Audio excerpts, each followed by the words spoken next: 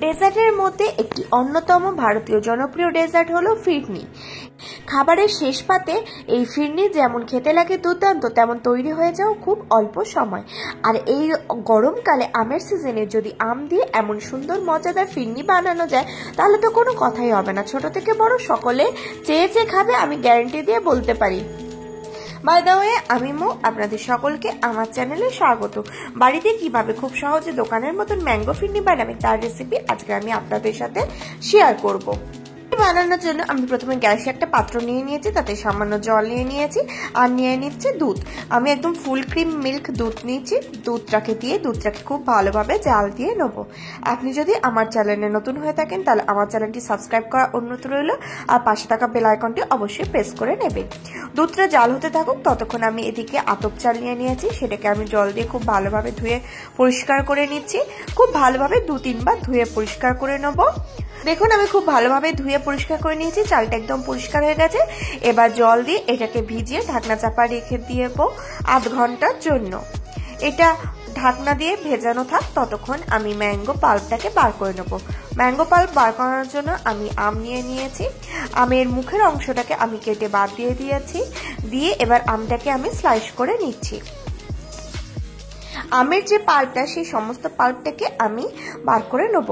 প্রসঙ্গত বলে রাখি, এখানে আমের কালার, টেক্সচার এবং স্বাদ যত সুন্দর হবে আপনাদের ফিরনিটাও ঠিক ততটাই সুন্দর আসবে।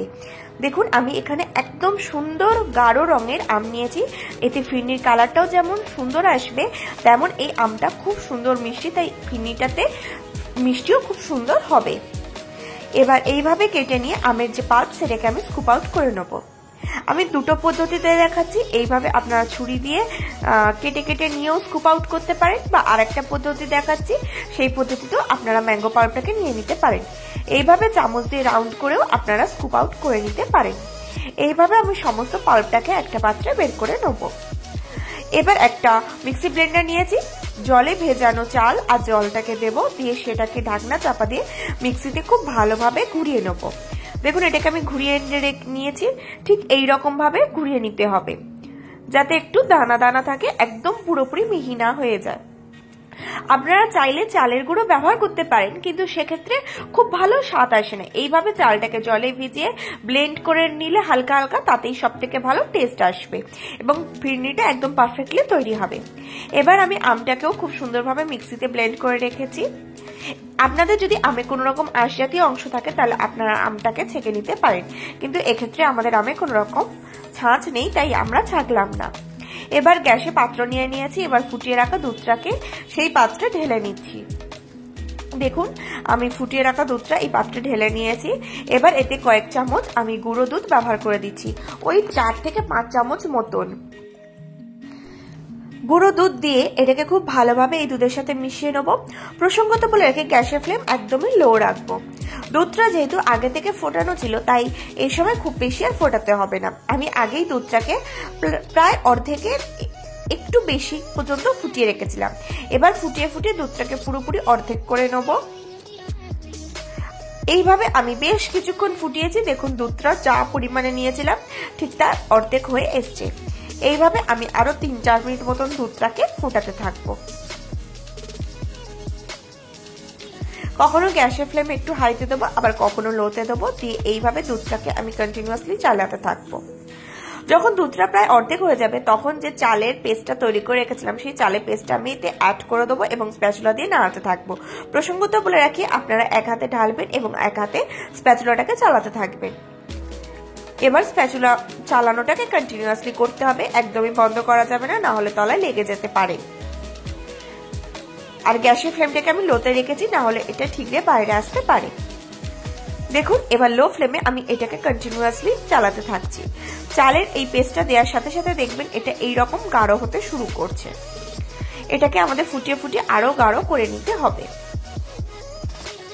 এইভাবে আমি 5 থেকে 6 মিনিট মতন স্প্যাচুলা চালাবো এবং এটাকে ফুটিয়ে নেব। 5 মিনিট পরে এতে আমি স্বাদ অনুসারে চিনি অ্যাড করে দেবো। আমটা যতটা মিষ্টি সেই অনুপাতে চিনিটা অ্যাড করবেন, আর আপনারা যেরকম মিষ্টিটা পছন্দ করবেন সেই অনুপাতে দেখেই চিনিটা অ্যাড করবেন। আমি এখানে ছোট বাটির 1 বাটি চিনি অ্যাড করেছি। চিনি দিয়ে চিনিটা এর সাথে খুব ভালোভাবে মিশিয়ে নিচ্ছি। দেখুন এটা খুব সুন্দরভাবে গাঢ় হয়ে এসছে। এটা যখন সুন্দরভাবে এরকম গাঢ় হয়ে আসবে তখন আমি এতে অ্যাড করে দেবো কিছু ড্রাই ফ্রুটস। আমি এখানে আমন্ডস আর কাজু অ্যাড করছি, আপনারা চাইলে পেস্তাও অ্যাড করতে পারেন। দিয়ে খুব সুন্দরভাবে এর সাথে মেশাতে থাকছি। ফিরনির গাঢ়তাটা ঠিক এইরকমই আসে, খুব বেশি ঘন নয়, খুব বেশি পাতলা না। এবার এতে আমি একটুখানি এলাচের গুঁড়ো অ্যাড করে দিলাম। এলাচের গুঁড়ো, ড্রাই ফ্রুট দিয়ে এর সাথে খুব ভালোভাবে মেশাতে থাকবো আমি সমস্ত উপকরণগুলোকে। দেখুন আপনি ফিরনির টেক্সচারটা লক্ষ্য করুন, ঠিক এইরকম ফিরনির টেক্সচারটা আসবে। এইরকম টেক্সচার হলে ফিরনিটা খুব সুন্দর বসবে। এবার আমি এই ফিরনির পাকটাকে কিছুক্ষণের জন্য ঠান্ডা করে নিয়েছিলাম। এবার তাতে আমি ম্যাঙ্গো পাল্পটাকে অ্যাড করে দিলাম, দিয়ে গ্যাসের ফ্লেম জ্বালিয়ে এর সাথে খুব ভালোভাবে ম্যাঙ্গো পাল্পটাকে মিশিয়ে নিচ্ছি। ম্যাঙ্গো পাল্পটাকে মেশানোর সময় গ্যাসের ফ্লেম একদমই লো রাখতে হবে। দেখুন আমি খুব ভালোভাবে মিশিয়ে নিচ্ছি। ম্যাঙ্গো পাল্পটাকে মিশিয়েও এটাকে আমি আরো 4 থেকে 5 মিনিট মতন খুব ভালোভাবে জাল করে নেব। দেখুন আমি খুব সুন্দরভাবে খুন্তি বা স্প্যাচুলাটাকে চালাতে থাকছি। এইভাবে আমি আরো 4-5 মিনিট মতন খুব সুন্দরভাবে এটাকে জাল করে নেব।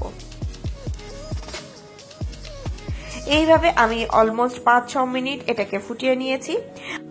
আমাদের ফিরনি একদম সুন্দরভাবে রেডি হয়ে গেছে সেট হওয়ার জন্য। এবার আমি গ্যাসের ফ্লেমটাকে অফ করে দেবো।